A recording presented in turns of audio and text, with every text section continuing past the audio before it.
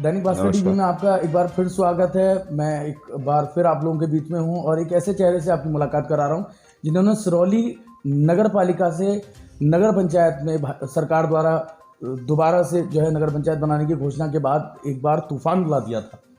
जी हाँ, मैं बात कर रहा हूँ एनयू खान की, जिन्होंने हाई कोर्ट में याचिका दायर करके नगर पालिका से सिरौली को निकाले जाने का पुरजोर तरीके से विरोध किया।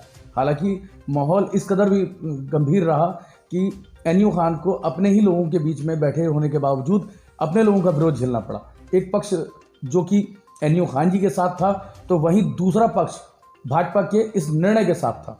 मिलते हैं एक बार फिर से एनयू खान जी से और बात करेंगे और चर्चा करेंगे चुनावी मुद्दों पर कई सवालों के साथ में। एनयू खान जी, स्वागत है आपका हमारे टीवी पर। नमस्कार भाई साहब, और दैनिक भास्कर के सभी दर्शकों को मेरा नमस्कार। एनयू खान जी, चुनावी मुद्दा गरमाया हुआ है। एक बार कांग्रेस ने फिर बाहर से प्रत्याशी को ला करके मैदान में उतारा है। जैसा कि लोगों की जनता और भावनाएं कहती हैं, जैसा कि लोग कहते हैं कि 10 साल तक जिस प्रत्याशी ने कांग्रेस के किच्छा की तरफ रुख तक नहीं किया, आज वो चुनावी मैदान में हैं और क्षेत्र में 10 साल जिन्होंने काम किया उनके साथ में जनता दिखाई दे रही है। सवाल कुछ ऐसे भी आते हैं कि उन्होंने आज तक देखा नहीं, तो कहीं ना कहीं विरोध और सपोर्ट का एक माहौल बना हुआ है। ऐसे में आपका क्या कहना है?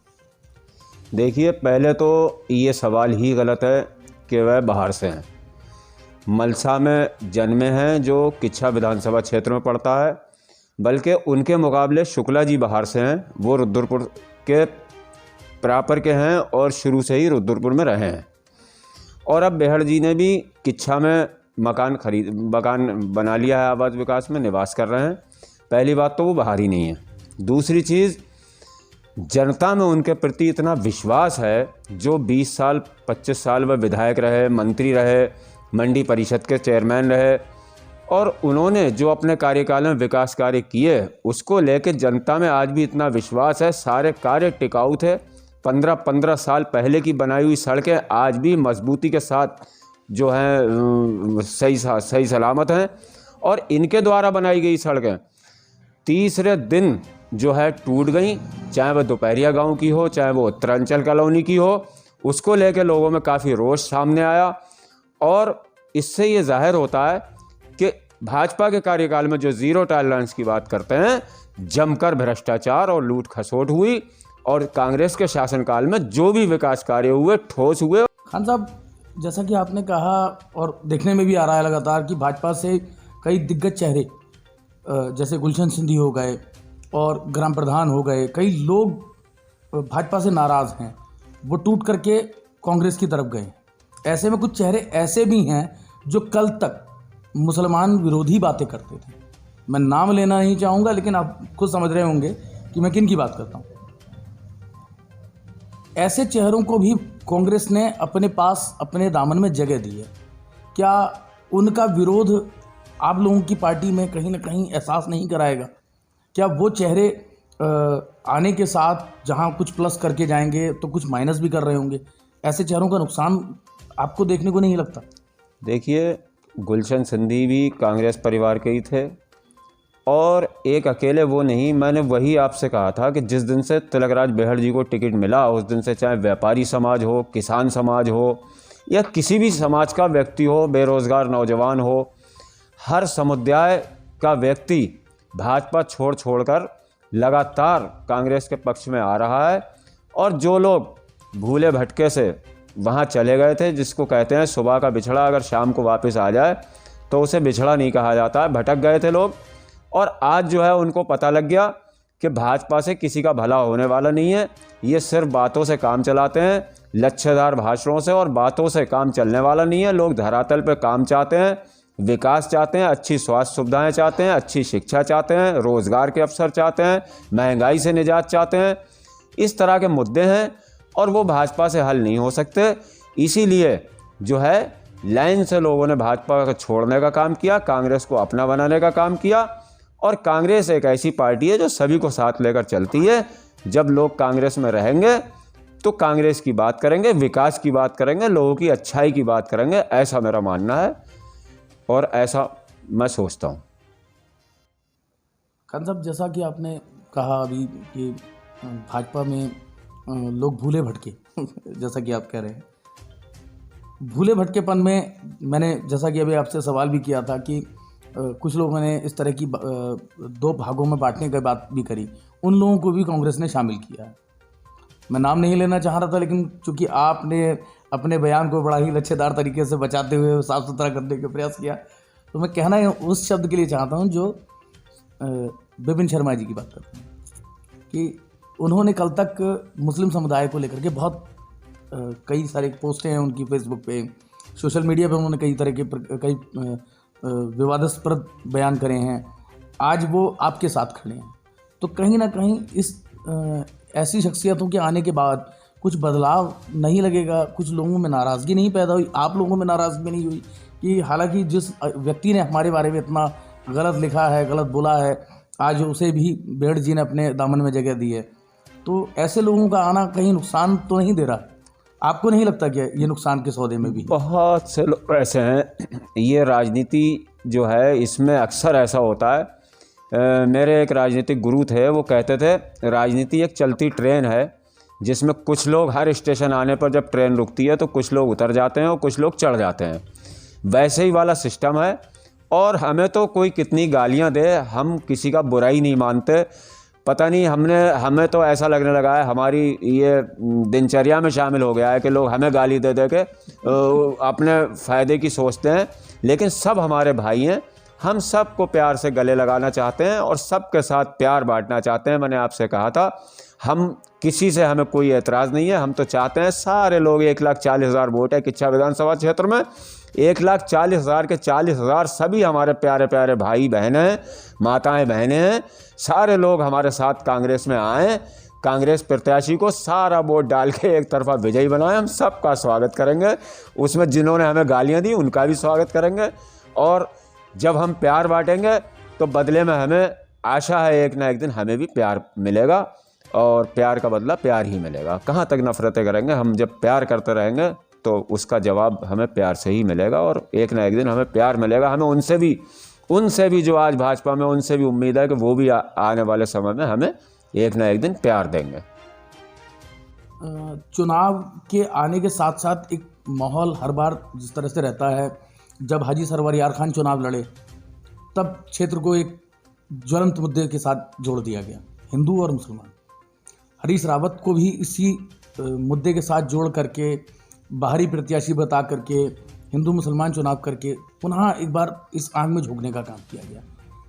इस बार भी इसी प्रकार का माहौल को बनाने का प्रयास किया जा रहा है। सिरौली की तरफ से आप लोगों का क्या असर दिखता है? देखिए, ये कोई मुद्दा नहीं है। आज जो मुद्दा है महंगाई का मुद्दा है। जो 1 साल तक किसान इनके गलत कानून के कारण रोडों पे पड़े रहे और उसमें 700 किसान शहीद हुए। मंत्री के पुत्र ने लखीमपुर खीरी में 4 किसानों को अपनी कार से कुचल के मार दिया। बढ़ती महंगाई, डीजल पेट्रोल 100 के पार, दालें, खाना तेल, सारी चीज़ें, रसोई चलाना मुश्किल हो गया गरीब आदमी को, आम आदमी को। आज मुद्दे ये हैं, महंगाई मुद्दा है, बेरोज़गारी मुद्दा है, नौजवान मुद्दा है, व्यापारी जीएसटी से परेशान वो मुद्दा है। आज मुद्दे दूसरे हैं। कब तक लोगों को गुमराह करके, लोगों को भड़का के, लोगों को बहका के कब तक वोट हासिल करते रहेंगे? देश का नौजवान सड़कों पे मारा फिर रहा है, कहीं रोज़गार नहीं है, महंगाई से लोग त्रस्त हैं, बेरोज़गारी से परेशान हैं। और ये मुद्दे हैं आज की डेट में, और सब लोग समझते हैं, सारे लोग, भारत देश ही एक ऐसा गुलदस्ता है जो पूरी दुनिया में इसी बात के लिए जाना जाता है कि वहाँ सभी लोग कितना प्यार से और मिलजुल के रहते हैं। सब लोग कितने जो है, ये कैसा एक ऐसा देश है जिसकी क्यारी में हर रंग का फूल खिलता है, और इस देश की यही एक शान है जिसे कोई इस दुनिया में मिटा नहीं सकता। सब एक दूसरे के साथ, हम तो प्यार बांटने का काम करते हैं, वो नफ़रत बांटेंगे, हम प्यार बांटेंगे और प्यार से चुनाव जीतेंगे। प्यार का चुनाव है। तिलकराज बेहड़ के पक्ष में किच्छा विधानसभा क्षेत्र में एक तरफा लहर चल रही है, और मुझे तो ऐसा लगता है कि जो कंडीशन आज की डेट में है 75% पोलिंग कांग्रेस प्रत्याशी के पक्ष में होगी और उत्तराखंड के अंदर ऐतिहासिक जीत किच्छा विधानसभा क्षेत्र से होगी और जिसमें सभी जाति धर्म वर्ग समुदाय का समर्थन श्री तिलकराज बेहड़ जी को मिल रहा है। इसे कोई अलग नहीं कर सकता, कोई जुदा नहीं कर सकता। ये एक क्यारी है, ये एक गुलदस्ता है, इसमें हर फूल खिलेगा और हर फूल बरकरार रहेगा। एक सवाल और जनता के बीच में कहीं ना कहीं लोगों को भ्रमित कर रहा है, कह लीजिए, या ये कह लीजिए कि चुनावी सरगर्मियों के बीच घूमता फिरता रहता है अक्सर। क्षेत्रीय विधायक राजेश शुक्ला ने एक सवाल उठाया गोल टोपी का। हालांकि उन्होंने उस बयान को लेकर के अपने आप को स्पष्ट भी किया कि मैं गोल टोपी, मेरी भी गोल टोपी है, उसको जानबूझ करके राजनीतिक गलियारे में बदलने का प्रयास किया गया। दूसरा सवाल आप ही की बिरादरी से खड़े हुए अहमदुल्ला खां, नवाब राशिद खां जो बसपा के प्रत्याशी हैं, उन्होंने भी खड़ा कर दिया।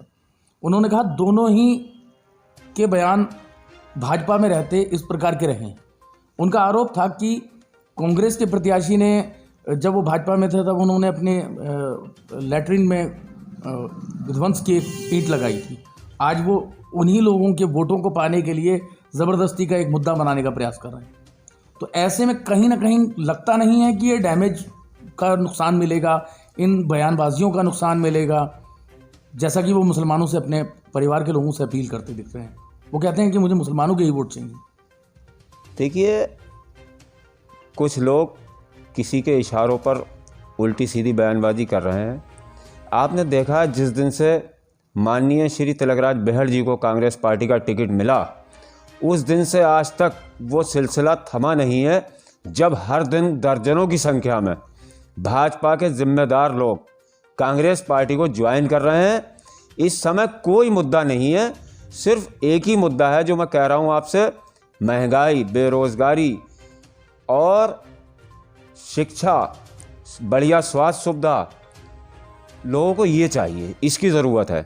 बाकी कोई मुद्दा नहीं है, किसी तरह का कोई मामला नहीं है। सारे जाति धर्मों के लोग, हिंदू, मुस्लिम, सिख, ईसाई, सभी लोग बढ़ चढ़कर इस सरकार से निजात चाहते हैं और छुटकारा चाहते हैं, विकास चाहते हैं, अमन चैन चाहते हैं। और कोई भी अमन चैन पसंद व्यक्ति किसी तरह की उल्टी सीधी बयानबाजियों में और जो लोगों के जज्बात भड़काने के बीच में जो है फंसने वाला नहीं है। वो सिर्फ़ और सिर्फ भाजपा से निजात चाहता है, चाहे किसान हो, मजदूर हो, बेरोज़गार हो, नौजवान हो या किसी भी जाति धर्म का व्यक्ति हो। सबको मूलभूत सुविधाओं की आवश्यकता होती है और मूलभूत सुविधाएं जो हैं भारतीय जनता पार्टी उपलब्ध कराने में असफल साबित हुई है। कांग्रेस पार्टी की ओर जनता जो है आशा भरी निगाहों से देख रही है और कांग्रेस पार्टी से ही उम्मीदें लगाए बैठी है। और इस बार